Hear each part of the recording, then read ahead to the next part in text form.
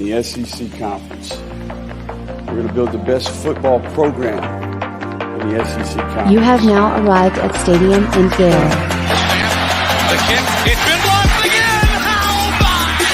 It's been blocked again! It's going to heave one deep down the field. It's going to be to the goal line. It's going to be gone! It's a touchdown! And the Gators have won the game! Tyreek Cleveland! How about? I can't believe what I just saw! Dropping back to throw. Thompson fires the ball over the middle. It's Dory! It's Dory! Got a touchdown! Dory got a touchdown! Oh, man! Dory's got a touchdown! Ahmad Black, in his final game as a Gator, takes it all the way home and sends Urban out the winner. You have now arrived at Stadium in Gale. Boys and girls, ladies and gents, welcome to another episode of Stadium Miguel. It's your favorite Uncle Silk. It's Dan. And Delatorre. Same corner, same time. Fresh off of Mother's Day. How was you guys' Mother's Day weekend?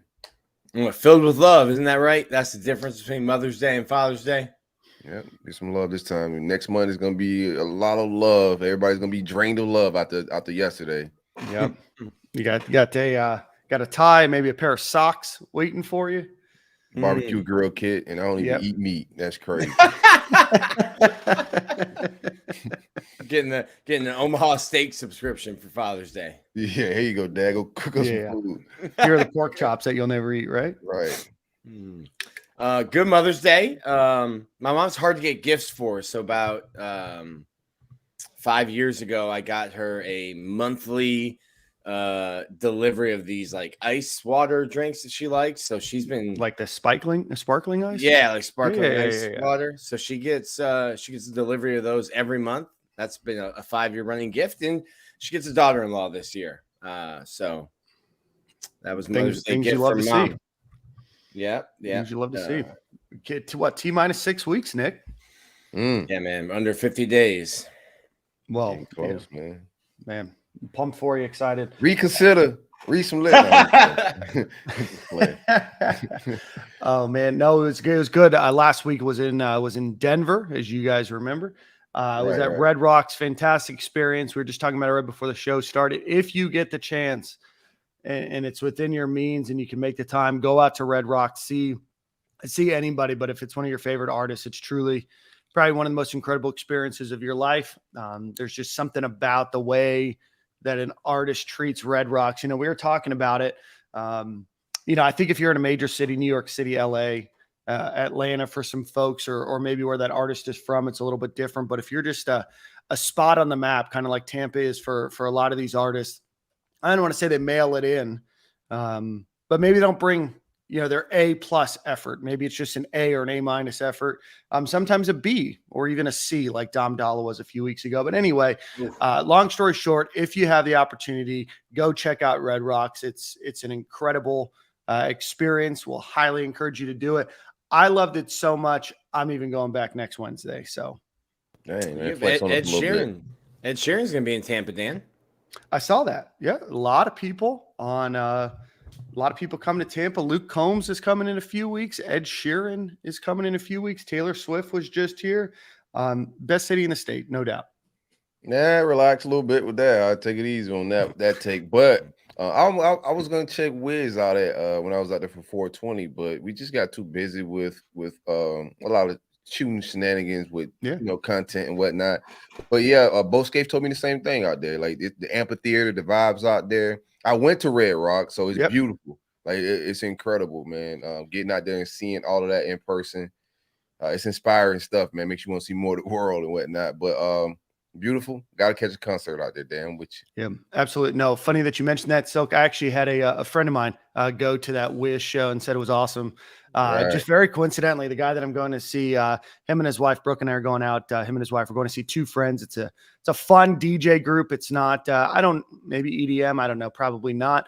Fun DJ group, but they said that Wiz concert was awesome. They had tickets from, I think it was during COVID time, and the show got moved. They couldn't go, so they're like, oh, we gotta do this. So great spot. If you're watching on YouTube, we're gonna throw a couple comments on there. If you're watching us on YouTube, comment, subscribe, do all that kind of fun stuff. DK says he's wanting to go see Hozier out in Red Rocks. I heard Hozier puts on a great show, and St. Pete is greater than Tampa. Don't know if I believe that. St. Pete is nice though. St. Pete is great.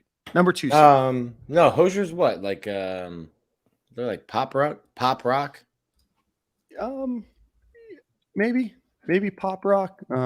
You find out DK's out here traveling across the world to see some pop rock. It just says folk, soul, and blues. Yeah, that's probably better than pop rock. Pop rock, like that's a wild lane to put my guy in music. We put him right up there with Nickelback and Creed. I don't know if that's a slight. That's a slight. No, I'm saying that's what Nick did. Pop rock. Pop rocks. Anyway, boys, we got a great show this week. We got a transfer portal commitment.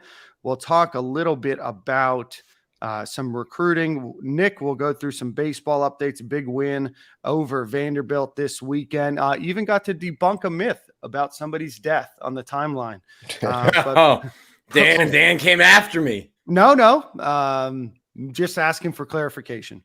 As always, we could talk a little bit more about that. As always, this show is sponsored by our friend Alan Horn with State Farm Insurance. If you are in Florida, Georgia, Tennessee, or Alabama, we always encourage you to shop your rates.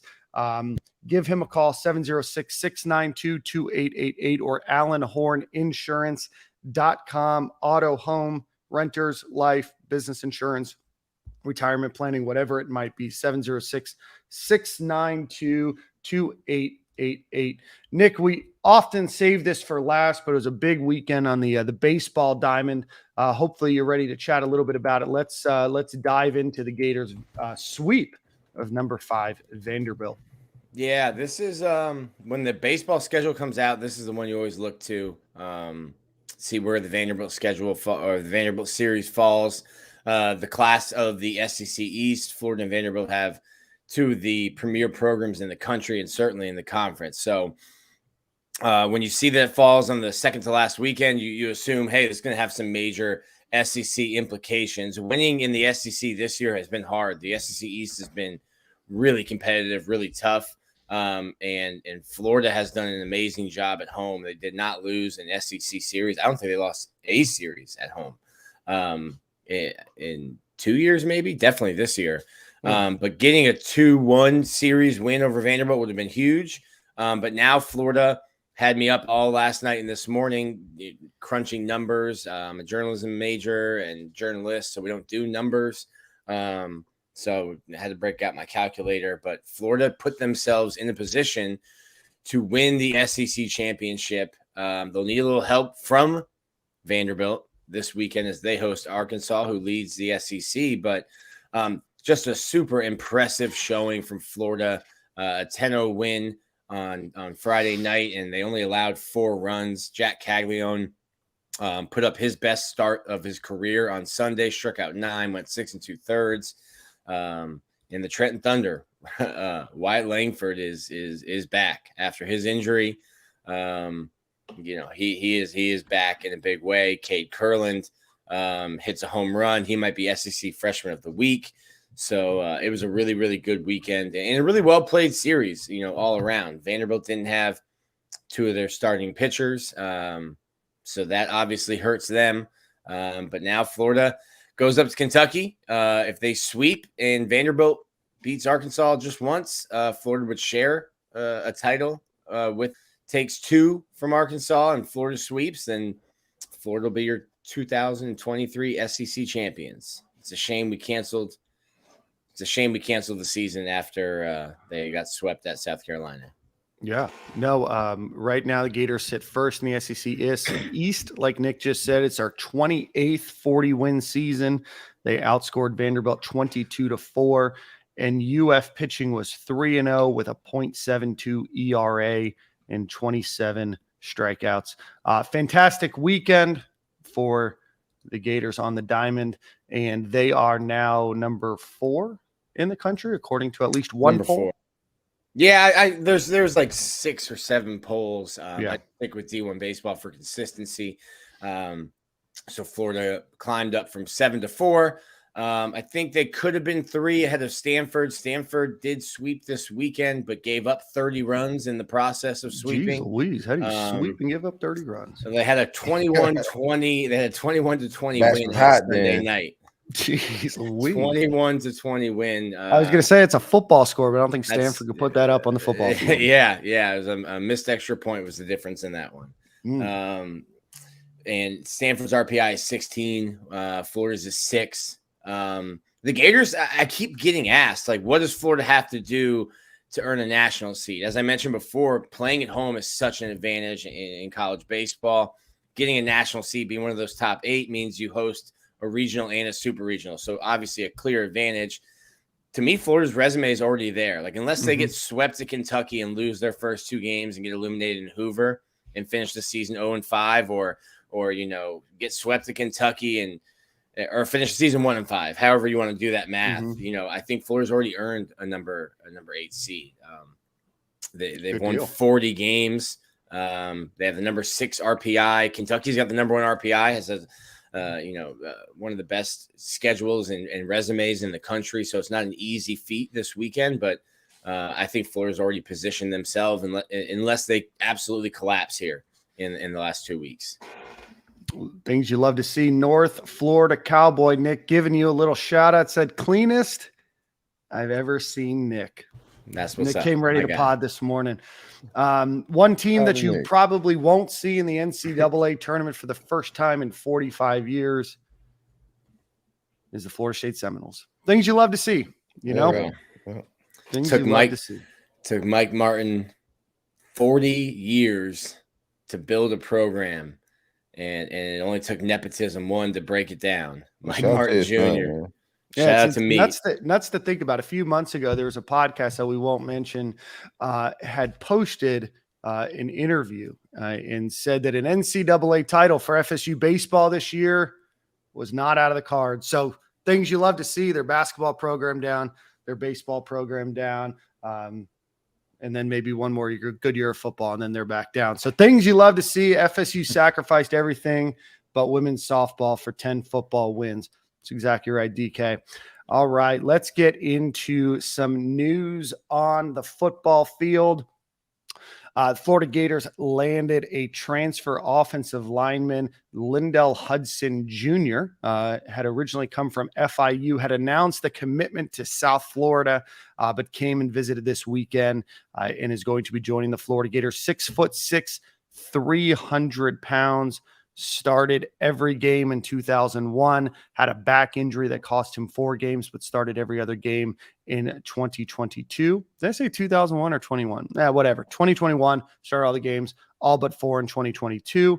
Had a number of Power 5 offers as well in that mix. So he joins RJ Moten, Caleb Banks, Keontae Goodwin, Cameron Jackson, Micah Mazuka, Graham Mertz, Deuce Spurlock, Cam Carroll, Damian George, Manny Nunnery, Taraje Mitchell, and finally Lindell Hudson as the Florida Gators transfer class as of now.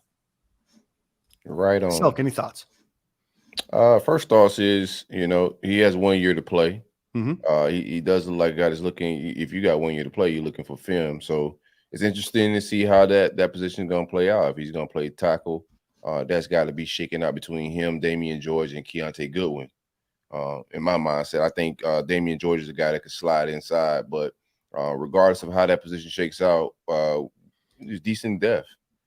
Yeah, you would have liked to get Josh Simmons out of San Diego State. He didn't make it to campus for the visit, but to be able to find a stone that was, or a gem that was sitting in the cup somewhere, not committed somewhere, but not signed somewhere, and to feel some type of depth. We'll see how it shakes out. Has a lot of potential. I like his size. I like how long he's been in college football. Sounds like a Florida State player. So he's a grown man. We'll see how it all works out. But a good get for a position of need. I don't know how good he's going to be, playing at University of Florida and in the SEC, but we needed a body there, if anything. Yeah. Yep. I mean, you saw how quickly things can change on the offensive line. That spring game was tough to watch without Micah Mazuka. and Kingsley Iguakin. Man, I'm still getting used to that one. I looking at like Pro Football Focus grades, going back and watching some FIU games. I think this is a depth piece, more of a tackle. I'd like to see Keontae Goodwin just take over that right tackle spot. I think Richie Leonard plays right guard, and then you've got Damian George who can kind of play either one, guard or tackle, and then Hudson would be, I think, a backup tackle. But you need a depth. So, like, even if he's not an all SEC player, you needed somebody who is capable of jumping in and playing in a pinch. Right, absolutely, and I don't think that Florida is any worse with the take. I think that he will play. You'd like to see all of those snaps under his belt. Certainly if he's a depth piece, that's fantastic news. The Gators desperately needed help there. They needed somebody that had reps. It's still a work in progress on the offensive line, trying to get it back to, it was a highlight of last year. You're obviously replacing a ton of folks. You have a lot of talented players that are in there, but you're still needing to continue to refine that depth. They lost a few to the transfer portal, so this is a nice plug and play player. Hopefully, he exceeds our expectations. Tackle, I think he has a size for guard too at 6'6", 300. So we'll see where the Gators need him, and maybe he's a utility guy that can play everywhere, but probably center. Right now, I'm sorry, I mean, cut you off. Go ahead. No. I think our season is going to depend on the offensive line health. Like, period. I know everybody's like super concentrated on Graham Mertz and all of that, but the run game, solid defense is going to solidify some things. But I think our offensive line health, we seen what it looked like in spring with a couple of starters out. So those guys being healthy the entire fall is going to be detrimental.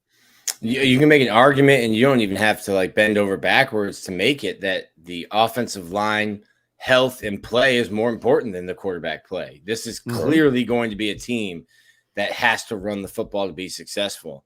You're going to need the passing game to keep defenses honest. But if you don't have solid offensive line play and you can't run behind them, the quarterbacks aren't going to throw you to wins. Right. So, like, Florida's plan to win games this year is going to be to run the football, and you have to have solid offensive line play. So we always talk about quarterbacks. The media, we write about quarterbacks because that's what everyone's talking about, and maybe we drive that conversation a little bit. I think we try to write what people are interested about, and people are interested about quarterbacks.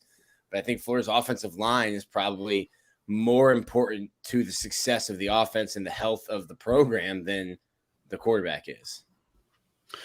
Yeah, no, and certainly Micah Mazuka being out for that spring game, is a big detriment. A highly ranked Pro Football Focus guy. Hopefully his health, shoulder injury, comes back and is able to come back and be the player that he was at Florida. But, you're replacing, a second round draft pick. You're replacing some other depth that you had as well. And then you did have some transfers over the last few years that would have been working their way up. Now, certainly, Keontae Goodwin, 5-star guy, transfers from Kentucky. You see the hopeful promise out of him, but if he's not able to go, or Damian George, is moves into guard or whatever it is, being able to have that rotational piece that comes in. Cause like you said, I think Florida's going to rely very heavily, not only on the run game, but I think that they're going to rely on these passing patterns that are probably, some intermediate routes. Florida, I think, has some talent to allow some of these speedsters to get open, and being able to hold and protect that block is going to be huge. So Florida has, obviously some big names, some bigger name transfers that came in. It's just that opportunity to really show it that it's not just promise, and it's not just hope, and it's not just a highly, ranked background that puts you there. But, hopefully Florida can go in, and getting a guy like Lindell helps, again, ease that gap if one of your players does, go out or has to miss a play for, a helmet falling off or whatever it might be. I think it's going to be that way. Go ahead, Nick. I was about to go a little off subject. Go ahead. Okay. And I think outside of San Diego State's guy, who you didn't get to campus for reasons, there's like everyone's in the portal right now has warts. Like Caleb Williams isn't in the portal. So you're not going out and finding the perfect player. So I think what Florida has done with the guys they've gotten in this second portal, they filled needs mainly with experience and guys that certainly help with depth. And I think RJ Moten has a chance to start off rip. But with the way that they're handling their evaluations and stuff, you're going to miss out on some guys, but there's also not, or at least this cycle, there wasn't a ton of guys that you look at and you're like, man, that's the missing piece. Get him on the roster. That's the missing piece. So like, I get some frustration, but like there wasn't, a grand slam in this spring portal. Yeah, even some of the guys we imported, even the Jalen Key guy that Bama and Florida State got down to, I said this on the roll-up yesterday. I don't even think he's like that great. He just wanted what was available, know? So if you look at the whole pool of, what enters the portal, that could be a demand for something that's not even that great. He may end up just being a gunner on special teams for Bama, to be real with you, and it hurts Florida State more than anything. But a take I had was, I think across the league, if you look, it's just a turnover in quarterback, everywhere. Kentucky, Tennessee, Georgia, us. Like the SEC East is full of quarterback turnover, and I think this is a good year to have a good defense. In the offensive line, I think we're not going to be the only team that's hoping that the offensive line is healthy, they can run the ball and play some defense in this league. So it's going to be interesting. There's a lot of unknowns in the SEC East.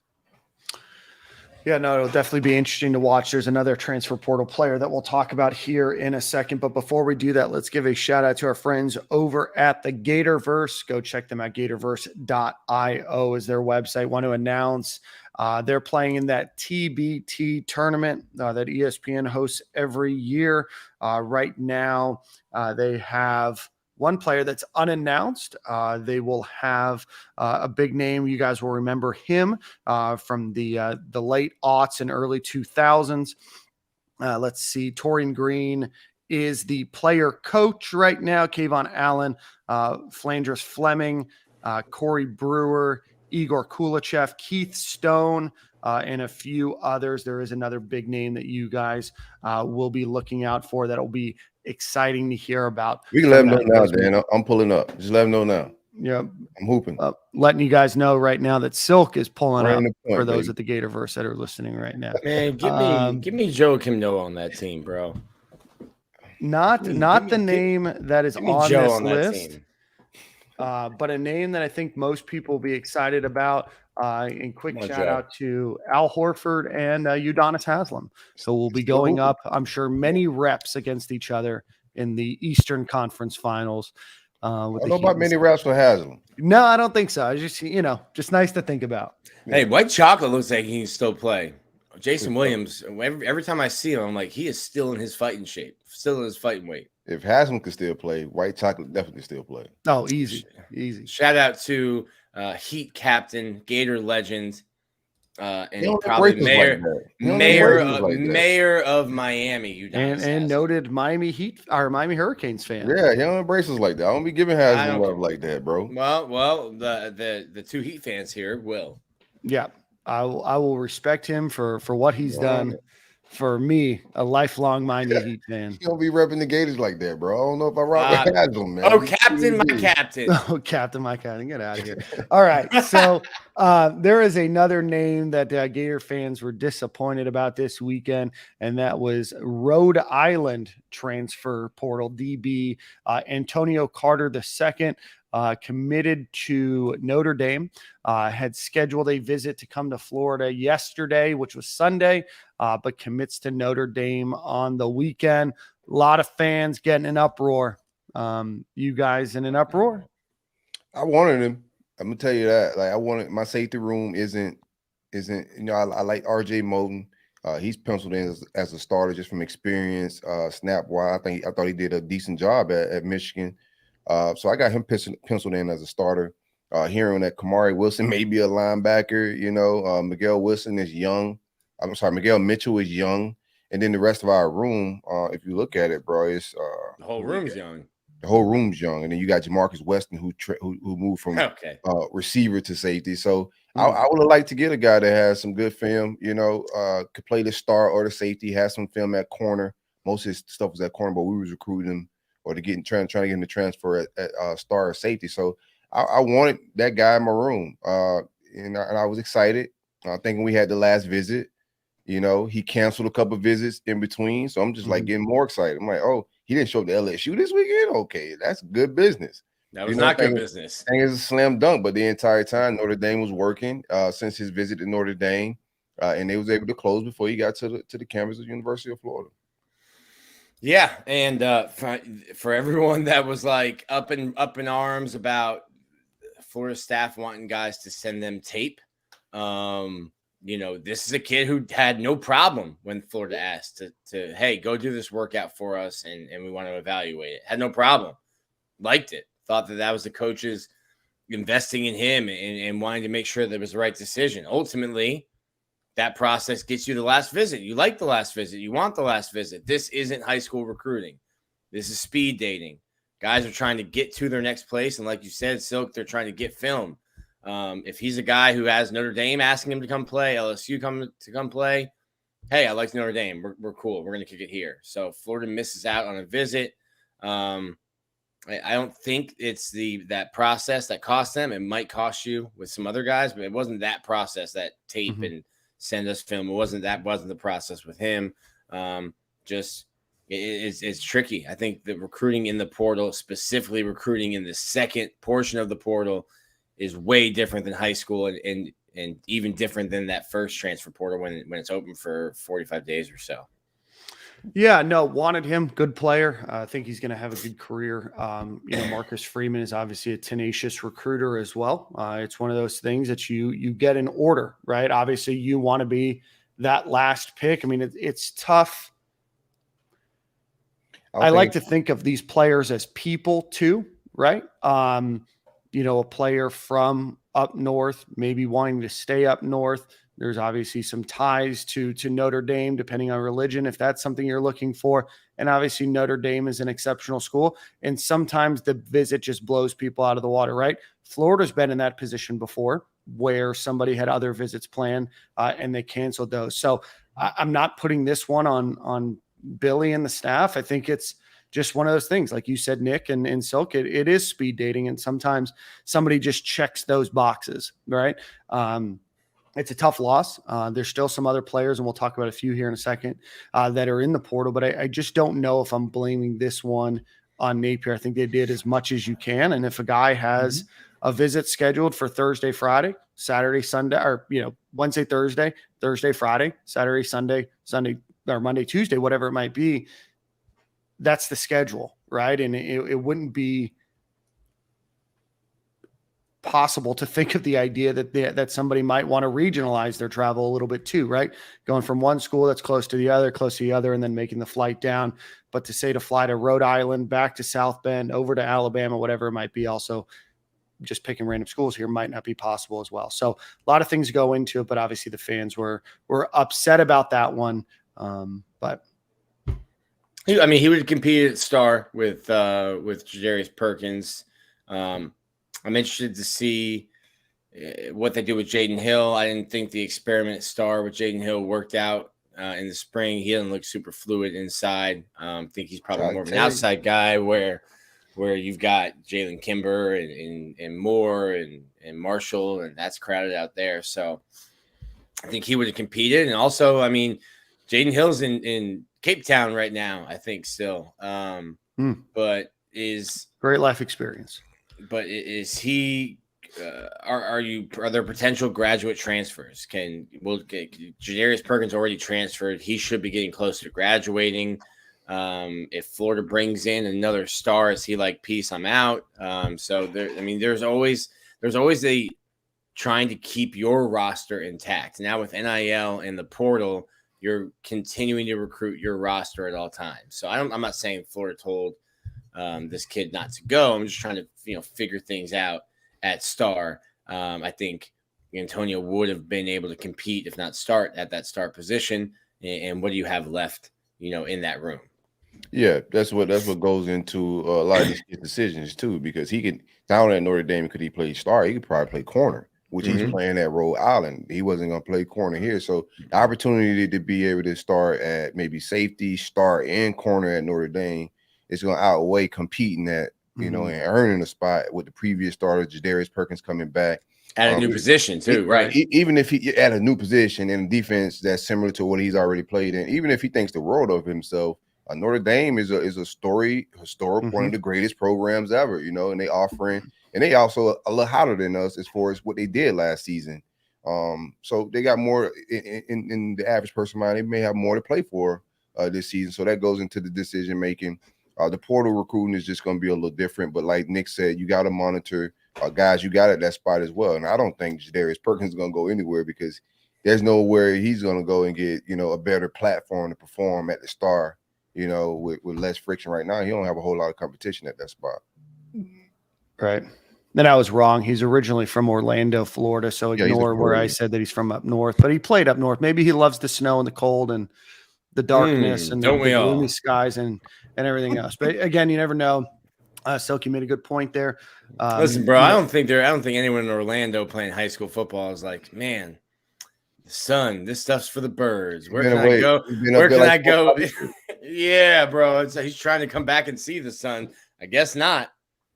He's been to Rhode Island for 4 to 5 years, bro. He's just trying to get that 1 year in the NFL check, man. And whatever NIL, I didn't say NIL in my whole equation of that 1 year deal. That's also a thing. But I mean, you're getting a 1 year. He's a 1 year guy. Am I correct?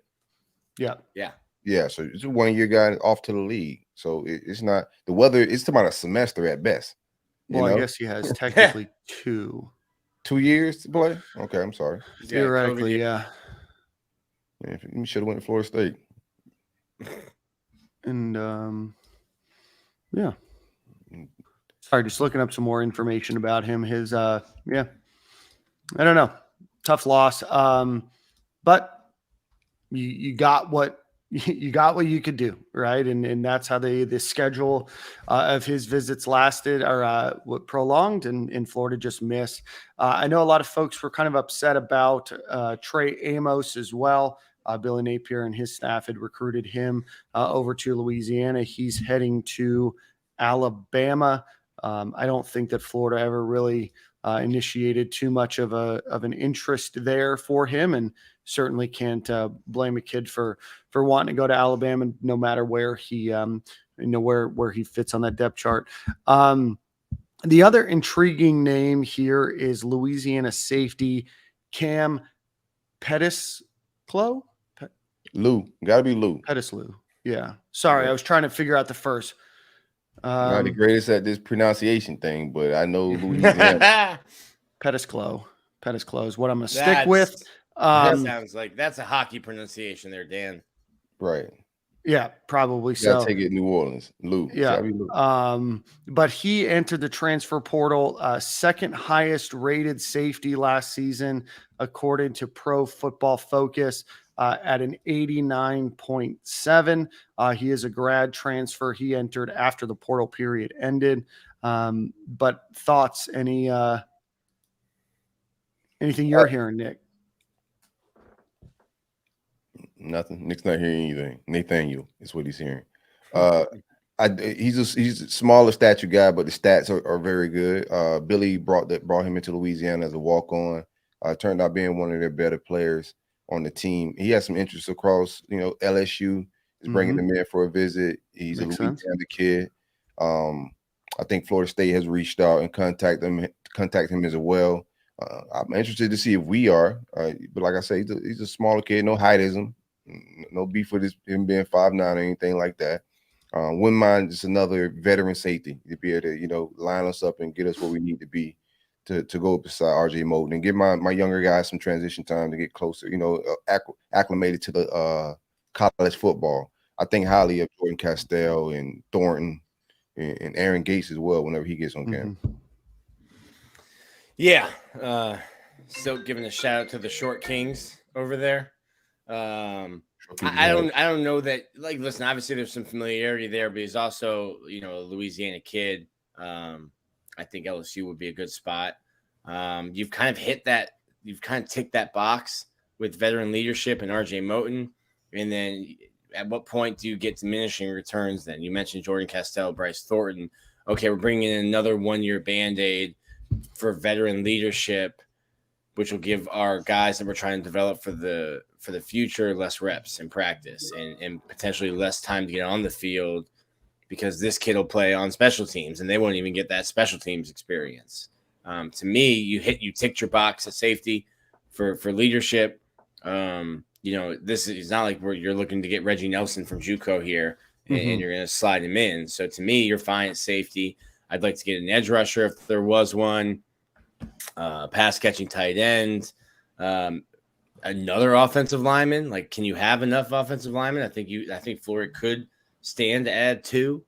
But to me, I think you're okay at safety right now. You think I'm not okay with safety? I like the room. I don't love that room, but I think what else are you adding? It just goes back to like what I think of the portal, what's available in the portal overall. I just don't think it's that great.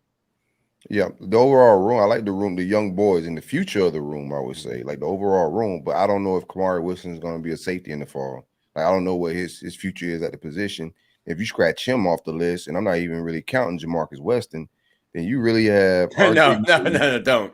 And a couple freshmen, and Miguel Mitchell.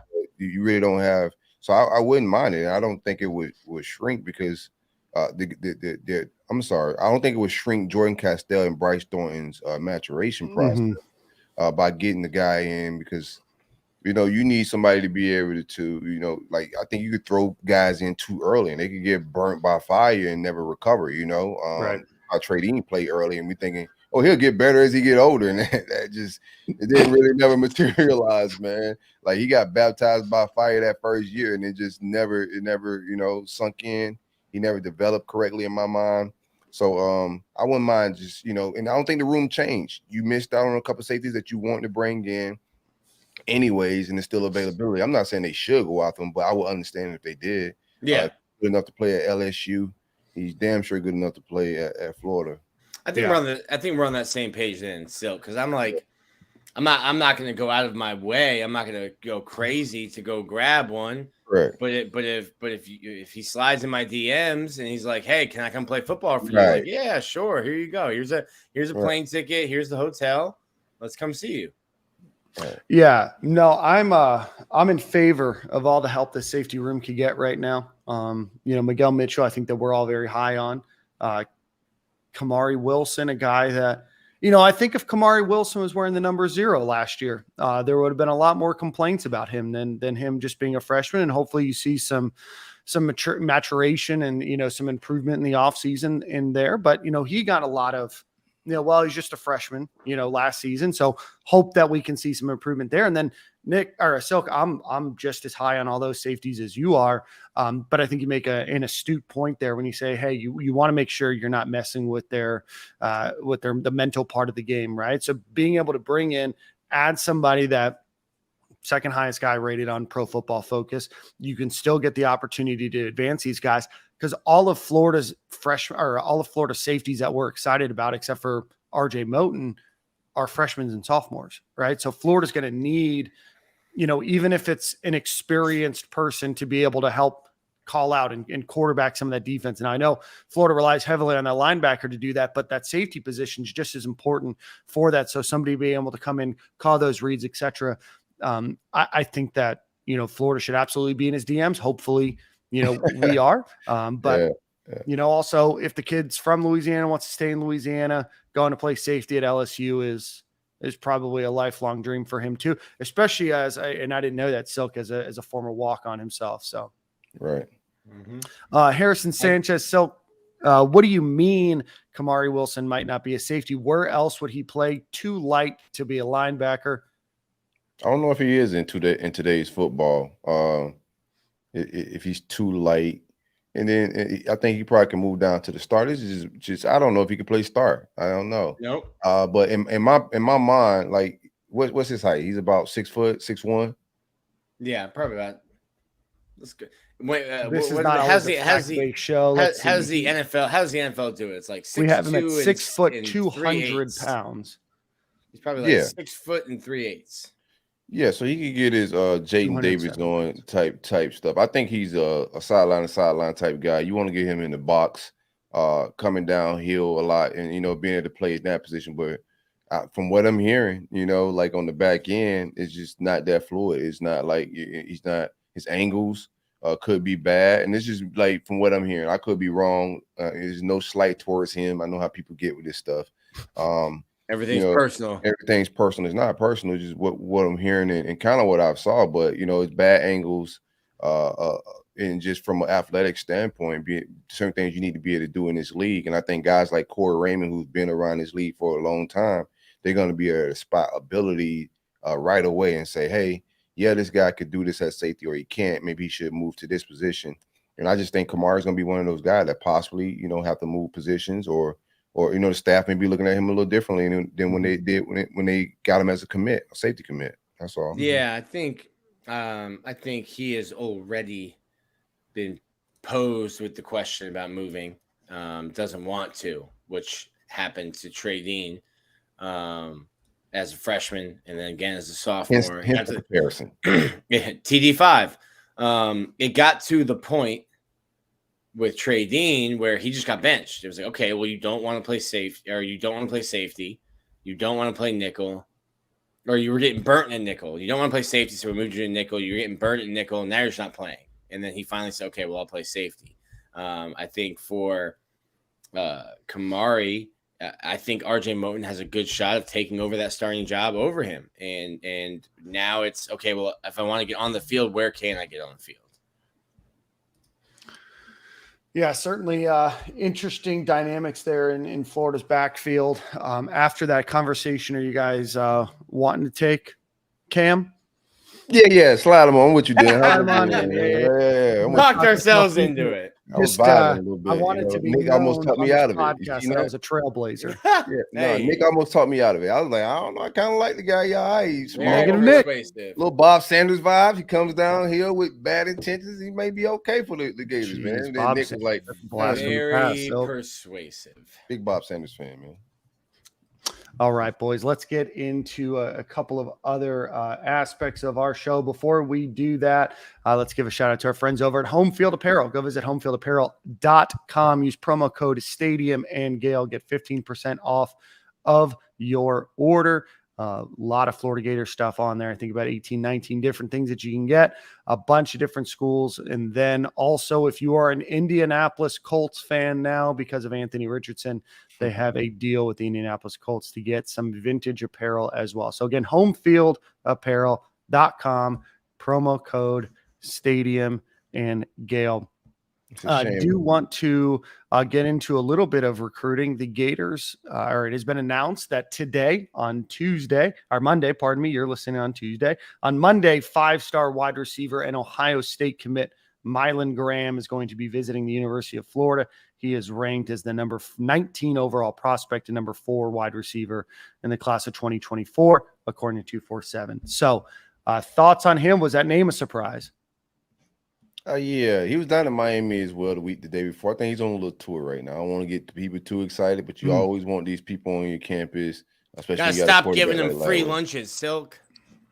It ain't my bread, man. Like give them all the free lunch, man. I went on an official visit with a kid one time at Florida, man. This is years ago, and they give you a boatload of food. I was surprised that Dan Mullen was giving it's a nice spread. Bro, they just give you Gatorades just for being, walking through the building. You gotta leave. Yep. You gotta leave here with these snacks, bro. Like if you're not, you get like penalized or something crazy.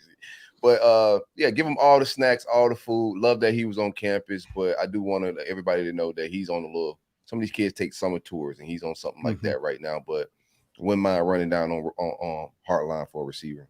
But get him on campus, like for sure. There's nothing wrong with getting a guy on campus as much as you possibly can. Nothing bad can come from that.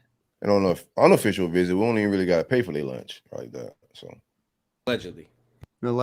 I'll say, working in the football recruiting office, it is absolutely incredible how much food is there for visitors and unofficial visitors. I mean, it's crazy. It's a cornucopia of different options. I know Florida at the time, not sure what they're doing now, did a ton of Sunnies, all the snacks, all the fruit, all the drinks that anybody could ever want, including literally probably crates and crates of Gatorade there. Top 40 tight end. here. Travell Frederick Jr., he's a Tulane commit, has announced that he is going to visit the University of Florida in about a month, the 17th and 18th of June, for an unofficial visit. He is ranked right now as the 835th player overall, number 39 tight end in the country. Nick, brief pause. You said you want Florida to go get another tight end?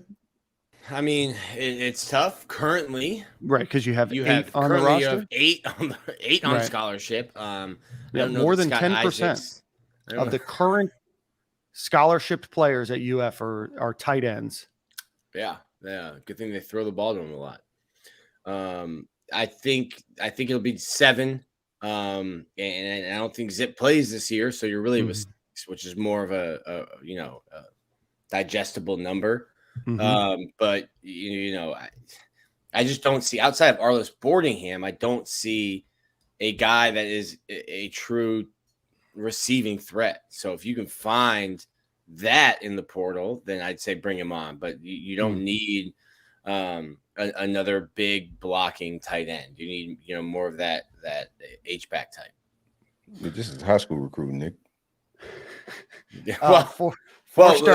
Zip can come back. You're only gonna lose one of those scholarship, unless Zip transfers. You're only gonna lose one of those scholarship tight ends. Like, you're still gonna have a very packed, healthy next number.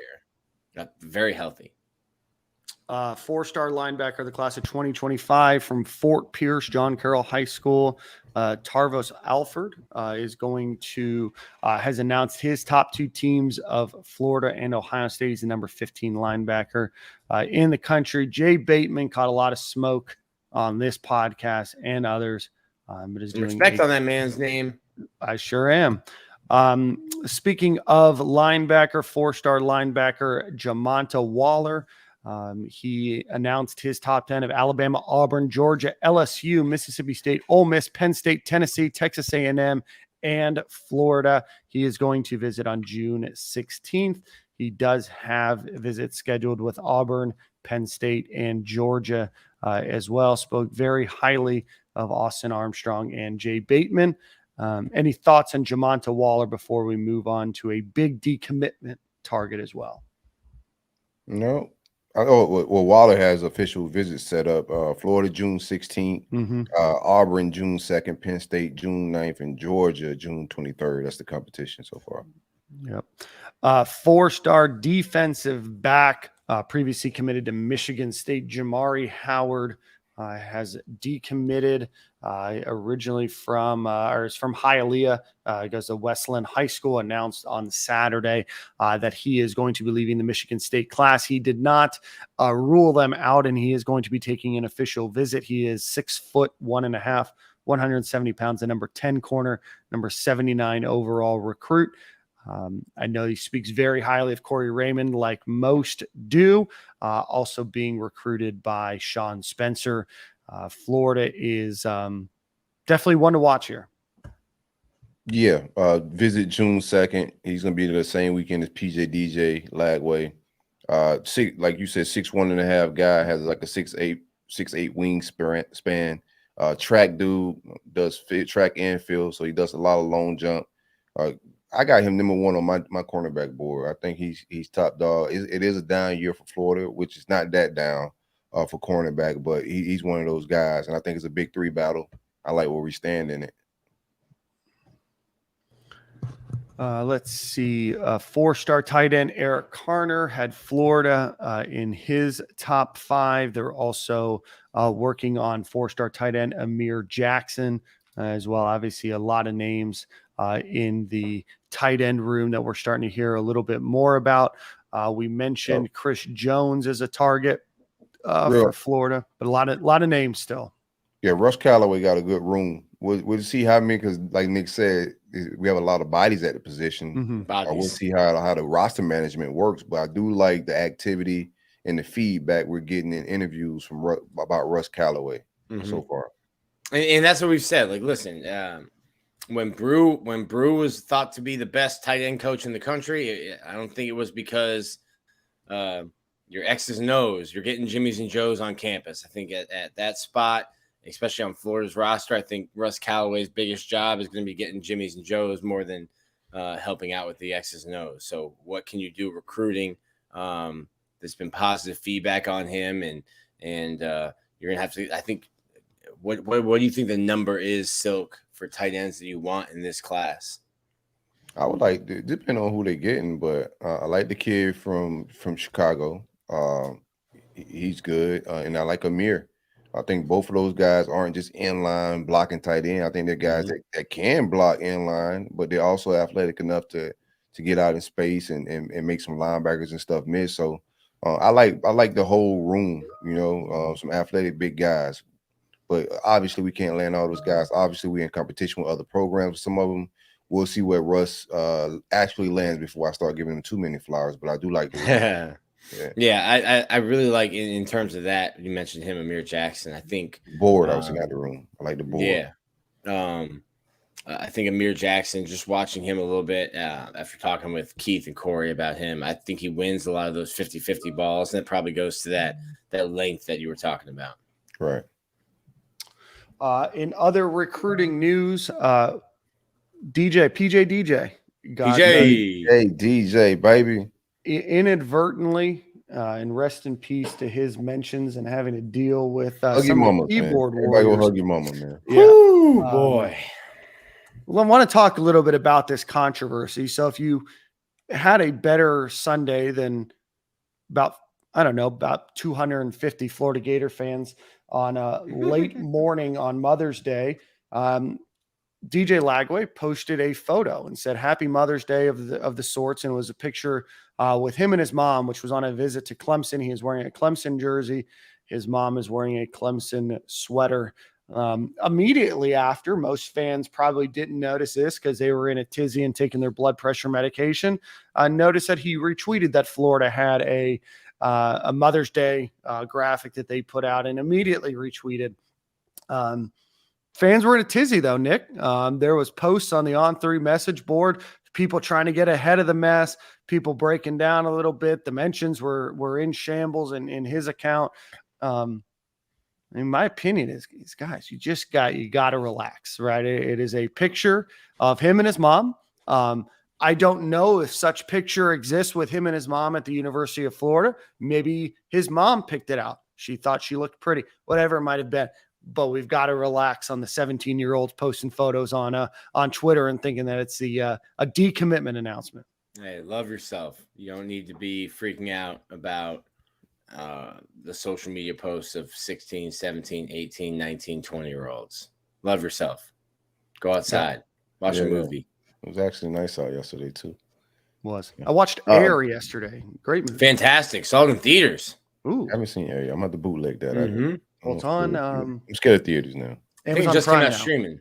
Yeah. It's on Amazon Prime as of Friday. Oh, I'll check it out. What I think about him dropping that pic, I wish he would have had a better picture. He took a lot of pictures with his mom over the years. The baby picture would have worked.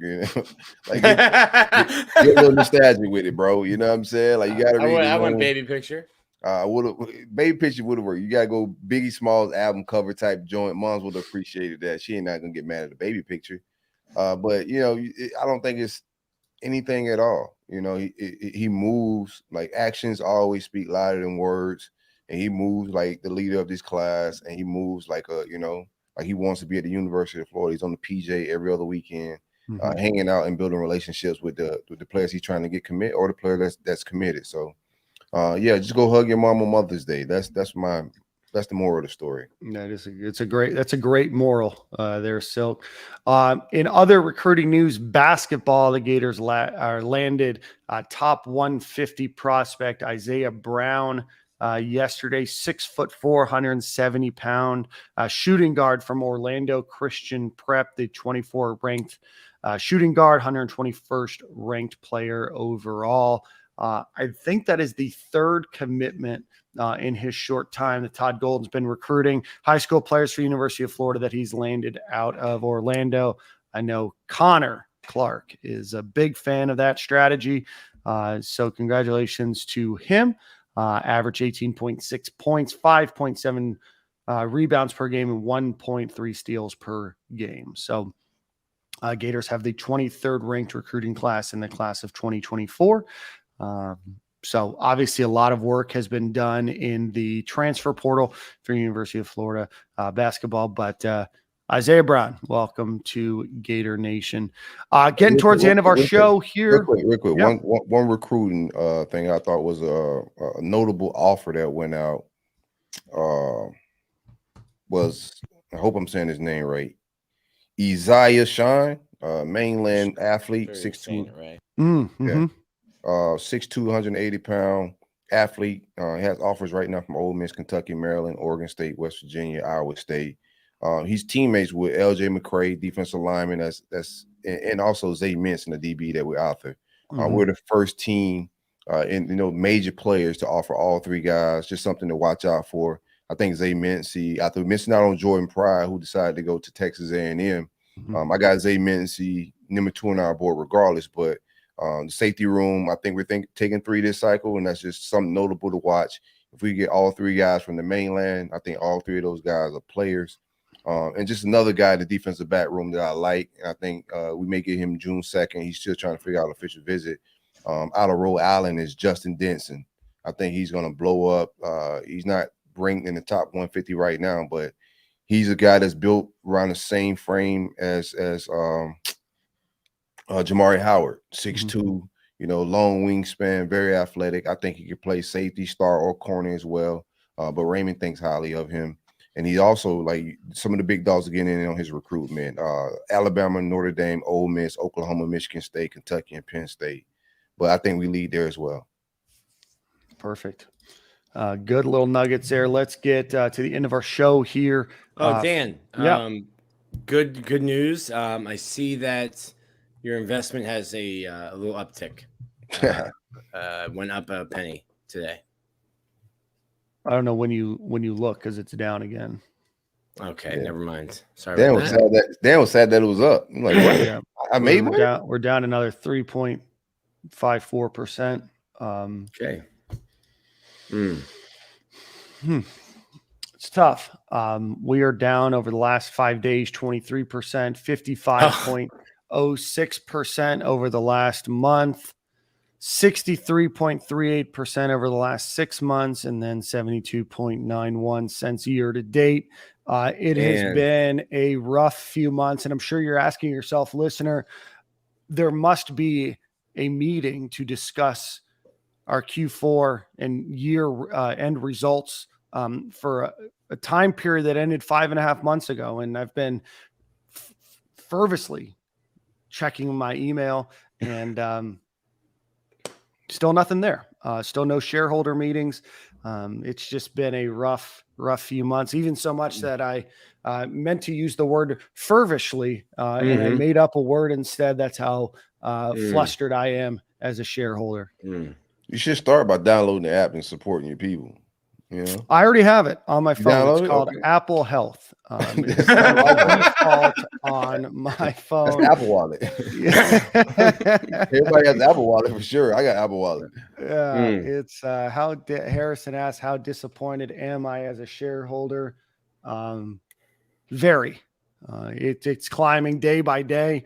I don't even know if your shares were climbing as much as your disappointment. Right. My disappointment climbing and my shares climbing down the other way are a perfect circle together. So the stock and your disappointment are in different directions. Correct. Yep. Let's see. In other Gator news, the Gator softball team is heading out to Stanford for the Palo Alto Regional. Stanford, Loyola, Marymount in California, and Long Beach State are in there. 3 California schools and a school from Florida. Interesting little matchup there. Unfortunately, the Gators lacrosse team, which had won the AAC, lost in crushing fashion. They lost with 10 seconds left to Notre Dame in the second round of the NCAA tournament. Unfortunate loss for them. Great season, but ultimately the Gators lose. The Florida Gators golf team will be ranked number 2 heading into regionals, which is awesome for them. I want to give a shout out to the track and field team that won. What? No, track, man. The boys lit this weekend. My Yeah, bad. Go ahead. track and field. 15 medals at the SEC Outdoor Championships. The Gators men's team finished 6th. The women's team finished 2nd. Let's give a quick shout out to all of them individually. Sterling Lester won bronze in the women's heptathlon. Alita Van Dalen won gold in women's shot put. Jasmine Moore and Claire Bryant won gold and bronze, respectively, in women's long jump. The team of Ryan Willie, Ja'Cory Patterson, PJ Austin, and Robert Gregory finished silver in the 4x1, 37.93 seconds. Second fastest time in collegiate history and new school record. Gabrielle Wilkinson won bronze in the women's 1500. Alita Van Dalen won her 2nd medal, coming in 2nd or winning silver in women's discus. Ryan Willie and Talitha Diggs both medaled in the 400. Ryan Willie won gold, running the 2nd fastest time in school history and 4th fastest in the world this year. And Talitha Diggs got a bronze on her season best time. Jasmine Moore won gold in horizontal jump. She swept the long jump and triple jump at the indoor and outdoor in both 2023 and 2022. Imogen Barrett won bronze in the 800, and Vanessa Watson earned bronze in the 400-meter hurdles. Robert Gregory won gold in the 200-meter with a 20.12. Nick, how fast do you think you could run a 200? Does the clock stop when I fall down with my hamstring injury? And I would have to test to see how fast I can walk, then limping post hamstring injury in the 200. So back to next Monday. A DNF for Nick. No, we're gonna finish. We're gonna finish.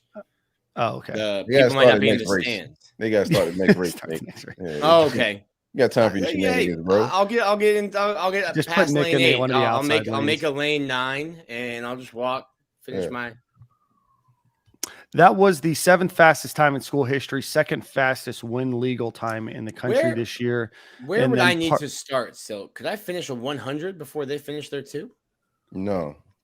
Come on, I can finish. No, you can't. I don't think so. Probably not. Damn, that's tough. They're like 20 seconds, bro. That's like if 100. I can run a 20-second 100, right? It depends on how your hamstring's holding up. Apparently, you have an injury. I don't know. A 20-second 100, you might be able to run one, man. Right, so I can run half of a race, half of their race faster than they can run their whole race. No, about the same. I think they'd be on like meter 170 by the time that you finished. I would hear footsteps. I think I would win, but I would hear footsteps. You'd look back and just start hauling ass. Look back. No. Parker Valby, runner up in the 5,000 meters. And I could not do a 5,000 meter.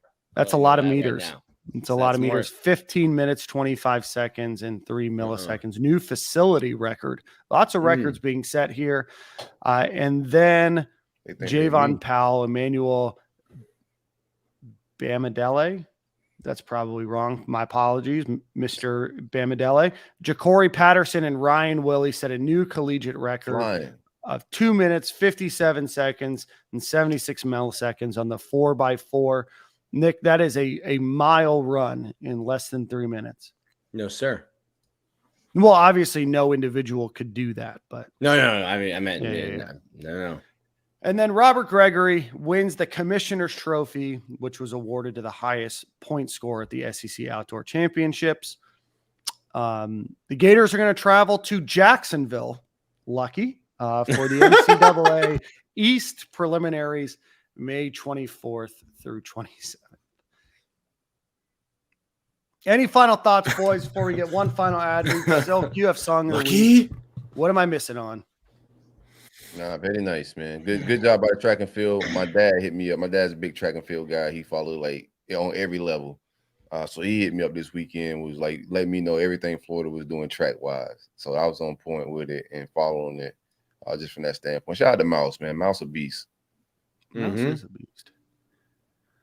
Trying to see if we can get let's get the team leaderboard for golf pulled up right now. They're playing Florida right now. Is +1 right now at the Eagle Eye Golf Club in beautiful Bath, Michigan. Looks like a splendid course. Speaking of which, I won a golf tournament, a little foursome scramble on Friday. So shout out to me. Also won closest to the pin on a 170-yard par 3, was about 5.5 feet away. Just an excellent day for your boy. Went out, shot a career low front 9 on Saturday with a 39. Did not have a 39 on the back 9, but that's okay. Still shot overall pretty well. But front 9, you got to call it a day. Things are good. Things are good right now. So let me guess. For some scramble, there's a lot of swing oil involved in that kind of day. 4 guys out on the course throwing some beers. We call it a beer on the course, a cocktail on the course would be swing oil. Right. Okay. I'm guessing the back 9 a little over oiled on the back 9. Well, so no, score for the scramble, yes, there was some swing oil, but we shot -15 as a foursome. It's a scramble best ball type of deal. Everybody shoots, you take the best shot, right? You cheat. We did not cheat, and it is live. It's live scoring too. So everything's logged into an app. No erasers, no nothing. This is my 3rd time playing with this foursome. The 3rd time that we've won. And then on Saturday, maybe a little fatigue. Saturday, the Golden State of the St. Pete 4-man scramble. Well, it's in Tampa, and that's where I live. Steph Curry over here. A little fatigue, maybe. I shot a 46 in the back 9, but enough about me.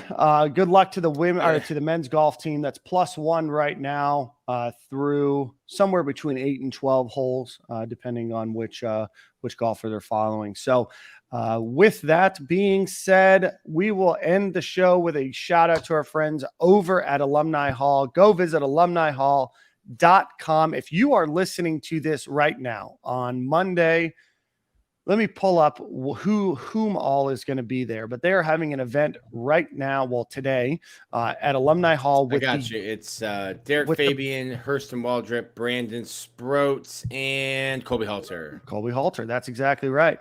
No purchase necessary. Free posters.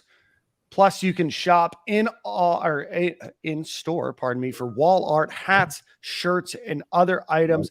They will take your photos, and they will have free samples from Yogurtology. So go check them out. That is on our Instagram page. Go check them out. I'm going to go hang out there as well. So if you're there, come and say what's up. I'm going to go hang out. You will be there? Yeah, I'm going to go hang out today. Just giving out autographs.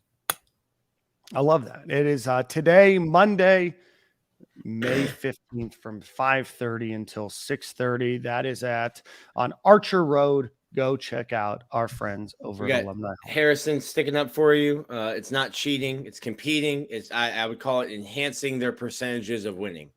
Right. Well, I golf with Dan before, and I seen somebody cheat Dan. Like somebody grabbed Dan ball. Pause. Whoa! You were doing what? Nuts. I'm sorry, man. Let's end the show. No, that's fine. Just trying to tell a golf story. Grabbing Dan's ball is a great name for the show. Man. All right, my song, like I was saying, is Black. My song of the week is "Great Balls of Fire" by Dan Temple. I went golfing with Dan before out there in the Tampa area. And that's what you guys call it.